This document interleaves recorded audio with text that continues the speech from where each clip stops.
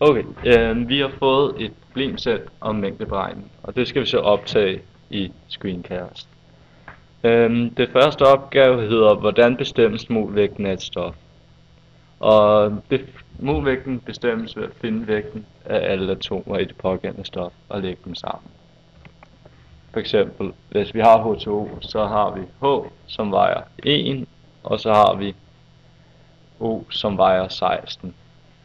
Og vi skal bruge 2H, så vil det sige 1 plus 1, og vi skal bruge 1 O, så det er 2 plus 16, og det giver 18. Og derfor vil H2O have en molvægt på 18 gram per mol. Ja. Opgave B, der skal vi forklare, hvad en stort M og et lille m er, og hvad sammenhængen mellem dem er. Det kan vi se over i trekanten.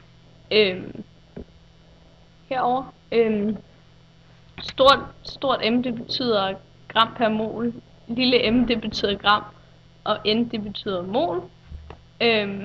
Så hvis vi skal finde store m, så skal vi dividere lille m med n. Og hvis vi skal finde m, så skal vi gange n og store m. Og skal vi finde n, så skal vi dividere lille m med store m. Ja.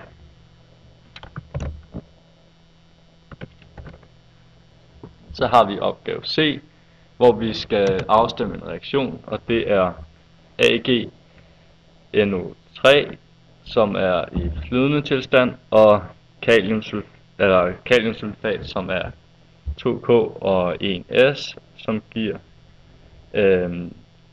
Ag2S, og det er sølvsulfat. Og nu skal vi så afstemme den, og det gør vi ved at finde ud af, hvor mange Ag vi skal bruge, og hvor mange S vi skal bruge, og hvor mange AgNO3 vi skal bruge, og hvor mange K2S vi skal bruge for at kunne lave 1 AgS. Og vi skal bruge 2 sølvnitrat, og vi skal bruge 1 kaliumsulfat. Og det har vi vist ved at skrive et total foran det her, og lade være med at skrive noget der. Ja, og derudover så kan vi se, når der står S, at det er solidt, og så har vi derudover også fundet ud af, hvor meget der er til over, så der kommer til at være 2 kaliumnitrat, og det kommer til at være i flydende tilstand, har vi fundet frem til. Jeps.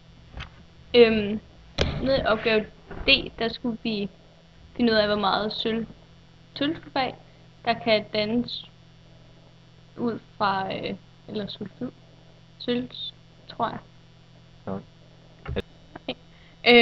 Vi skulle finde ud af, hvor meget sulfid der kan dannes ud fra 17 gram sølvnitrat.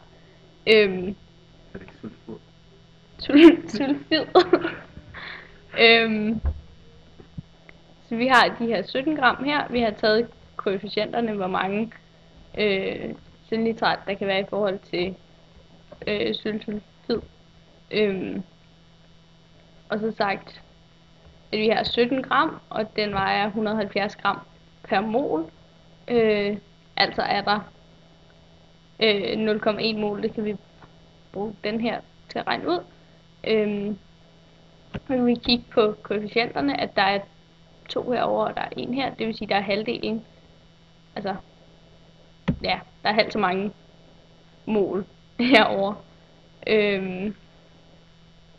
Og det var egentlig det tal, vi skulle bruge. Resten, det er bare, ja,